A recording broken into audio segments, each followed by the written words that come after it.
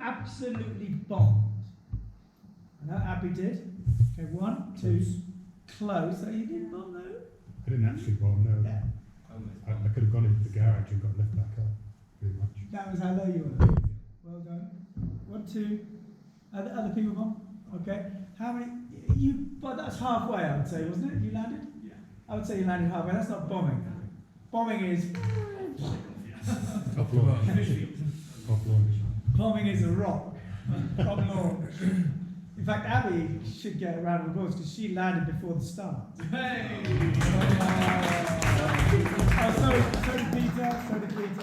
I think we deserve some lead out points. Stefan, I don't think she gets the level. I know. So that's interesting. We'll look at lead out points, etc. as well. So what percentage, how many people made it sort of halfway between, the narrow, we call it the narrows, we'll call it the narrows, you know that bit where you go to the edge of the ridge and it goes narrow? I'll show you. How many people got around that area? 1, 2, just past. Where did you get? The narrow bit. Okay, the narrow bit is a really interesting bit, which we'll tell you about in a minute. Because it gets everybody. Everyone drops their guard because they've been in the mountains and they are a piece of cake, just fly over, bish bosh bash, here I go. And then suddenly, whoa. And I'll take anything. In fact, you went through 2 or 3 pieces of lift, thinking, it's a piece of cake. Okay, so we generally will always play the leader, the winner, so you can see the winning track. And then we do generally the last in goal, so you can see the separation in time, why they took so long. And then anything that came as interest in when Stefan and I were looking at the tracks. And Monica was interested because she went wide, and there's a few other route choices. And Tim's, he got low, and so there's good route choices. So let's play Josh. So the weighting, did you find it was relaxing? It was quite punchy, wasn't it? I could see a lot of guys. Okay, so you can slow that down a tiny bit. So this is a weighting, and you can see you're choosing two different thermals, okay? And it's like, right, which is the best? If I'm hitting my head at 1,500. Was it about 1.5? 1.8. Yeah, 1.8. Okay, great. So we should see the altitude over there. It's just off the screen. Just shrink the screen down a bit.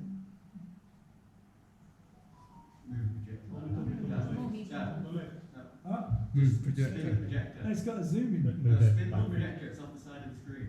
Sorry. Okay. No, make it bigger. Make it bigger. So let's have a look at the time. I'm making it bigger. Altitude 1,700 meters. So the start has happened now. Okay. So now watch. Quite decisive flying, and only thermaling in strong bits of lift. Okay. But it's topping up. No major rush.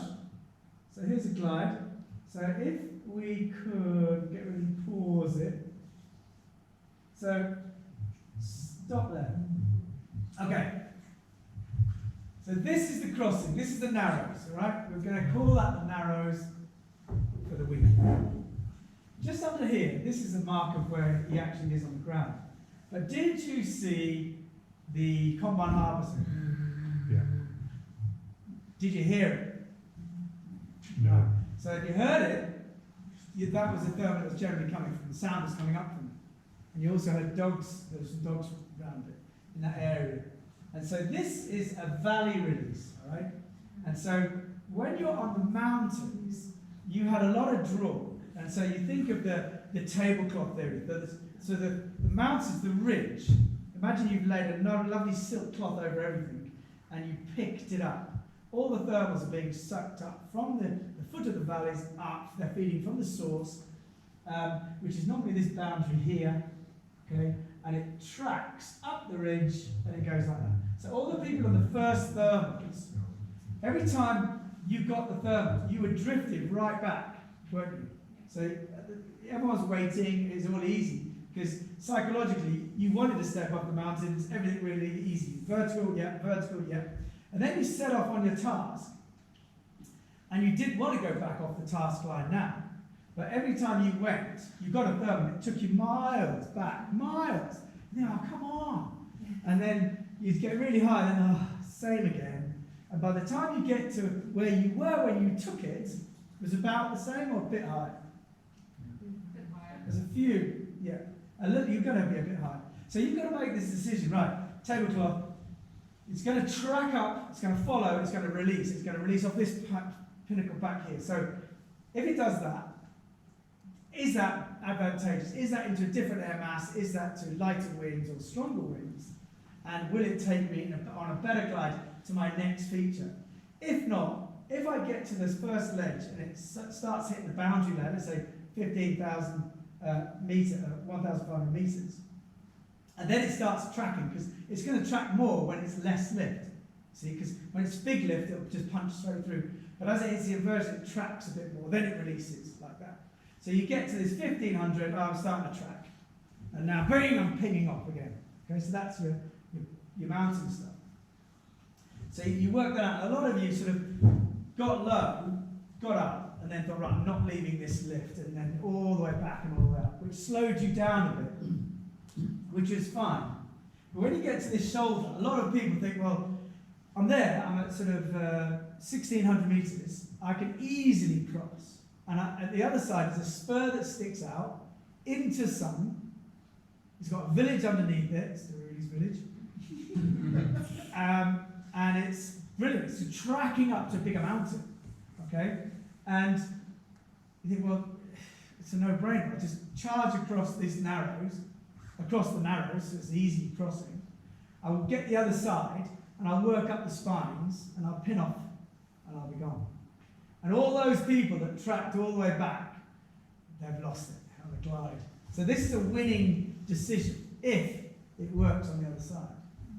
If it doesn't, Can I just ask, a spur, is that just a small ridge? a spur is a small ridge. Yeah. Okay, yeah. So when we get across here, this is a bit where you think, well, okay, it's early days. We're literally 10 minutes into the task. Now this task, you think, right, okay, it's a 56k task, so it's going to be 2 hours to do the task, 2 hours, 3 hours to do the task. So, okay, I start at 12, so I shouldn't be looking at 2. So calm down. And when you get to this first crossing, this is a crux, this is a difficult point in the course. So you think, okay, I'm going to go across, I'm going to have a solid objective, which is the spur in the sun. And even if I get low, I can follow it up to the mountain. That's my objective. I'm going to follow that straight line. If I see anything else, I'll divert and I'll go for it. So you can see that's now looking north. There's the takeoff up here. So you can see Josh's tracks. Every climb took him back. That's with the wind and with the tablecloth sort of theory. So the tablecloth's like that, and it's tracking with the wind. But the minute you get out into the flatlands, that track is less. Okay, it's going with the wind, and it'll go more vertical with the good lift. You'll see the inversions drift, and then more vertical, and there'll be a very gentle valley wind. So now Josh is just crossing. He's above the combine harvesters, and roughly over that area, and it's in the middle of the valley. You think, well, it shouldn't be a thermal in the middle of the valley. It all should be going like that. But this is one of those things where if you get lift, take it. If you're not sure what's ahead. So at least you then give yourself a little bit of time, and then you think, right, I'll take it whilst I consolidate, whilst I look around. You think, why? I don't need to race, there's no one around, so okay, calm down. And there's no one ahead, there's no proof, there's no sign. So, okay, I'm in lift, I'll just take this. If it starts drifting me way off course, then I'll move. But it might be drifting you off course because it's going higher up here. Okay, you think, do I need it up there? Do I need that high? Not really. Then you could leave that. So that's a choice. I think that small valley there also sucked up the air into it, so there was, if you get lower, you have also more the valley wind. Yep. From that crossing. This valley wind. Yeah. Yep. And that ridge behind as well. This ridge. Yeah. Yeah, this would work, because it's drawing in here, and so imagine all this is cooking, and that's a finger sticking out, and so it'll release off that. So that's in arrows, you can see here. So this is the spur we're talking about. You can see that. If you saw that, you'd go straight for it. So Jason's never seen this place before. If you saw that as a picture on a valley crossing, where would you head for? I would head, well, for the, kind of for the left-hand side, yeah, pretty much where you have your finger. Yeah. Go straight Okay. to that, slightly upwind if possible. About there. Kind of. Yeah, because what he's reading is valley floor, all that is nice brown, it's all dry ground, it's cooking. It's reaching a trigger point, which is the foot, so it's climbing. So whenever you look at thermal, you're looking at contrast and shape, colour, texture, temperature. So you think, right, well, all that's cooking, it's going to release, it's going to go up. So you have two different masses generally. This mass will do all this independently, and then this mass will do that. So there's a definite separation point. And the village here, there's a big village here, there's the other village here. Okay? So what you do is when you're crossing this, you work up this spur, collecting as many possible features as possible to secure your glide, to secure the thermal. And if you don't get it, you've got to bear away and go to this village here and get a thermal out there. And that thermal is more vertical. The people that were in this thermal that I was with, all vertical, had no effect on the mountain whatsoever. It's now separated. Look how close it is. So that thermal goes up that way. The people that went here and here and here, you all ended up at the mountain top, didn't you? And the guys that went into the flats went vertical. And that's the separation. If you're in the middle, you won't get it because it's going one way or another. And a lot of people go halfway, and they're getting sort of flush from one side or the other. Just either go into the flats or go into the mountains, generally. And so, yeah, that's your crossing point. But quite often, this is heated. It does create a valley with breeze, but if you notice, it's not wide and then going narrow, which makes it a stronger valley wind. It's actually blocking that entrance. So it's not as bad as you'd expect. But quite often, you get a valley release here, which is totally, you think this is almost lee side. But you take it anyway, and it will take you just to the mountain and straight up, and it draws up into the peak. It sucks up, and you just go with whatever the lift there is, and don't try and understand it. Just stay with it. We both had an interesting experience ourselves. We both made the crossing fairly low. Yep.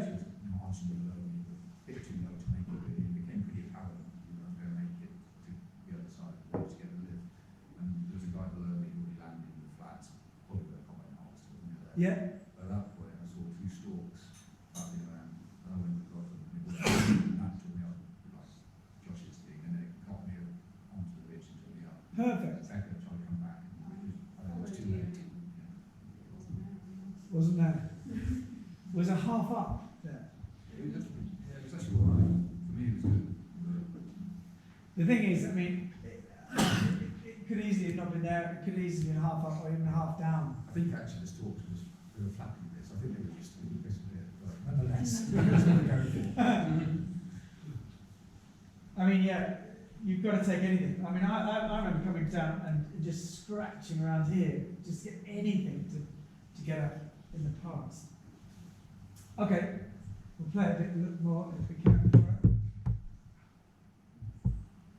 So that's a nice vertical, clean climb. Okay, so that's enough. So 1700, 1800 meters, still enough. Still searching. Now what we want to do, can we just pan it around so I can see the route he's taking over the ridge? No, it goes into the flat. So now, Josh now goes into the flats and is just climbing up in the flats. And you can see a bit of drift on that. And that track there was probably the inversion. And he comes straight back into the mountains and above the spur to make sure he can get out. Okay, big course change there. So now he thinks, shit, you know, I've got nice and high there. He gets this climb here, which is going out into this bowl, Meanwhile, Tim is down there. And look at the track.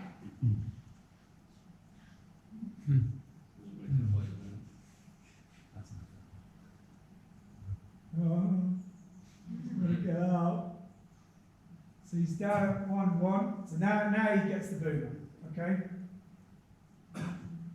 So quite a bit of time wasted on the moving of 2 thermals. But what's the point in racing right now?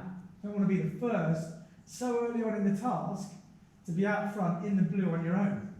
Meanwhile, Canan and I think Boris and a few others, you've already got that high climb, that 2,000 metre climb, and you're heading to the turn point.